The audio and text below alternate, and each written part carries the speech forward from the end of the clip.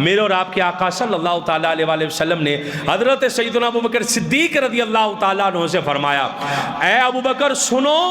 تم میرے حوض کوثر پر بھی رفیق ہو اور غار کے اندر بھی تم میرے رفیق ہو، تم میرے صاحب ہو۔ اور پھر سنیے گا، نبی پاک صلی اللہ تعالیٰ علیہ وسلم کو حضرت سیدنا جبرائیل امین نے آ کر ارشاد عرض کی، یا رسول اللہ صلی اللہ تعالیٰ علیہ وسلم، آپ کے ساتھ ہجرت حضرت ابوبکر صدیق کریں گے۔ اور ساتھ کہنے لگی، حضرت جبرائیل رب کا پیغام لے کر آئے ہیں،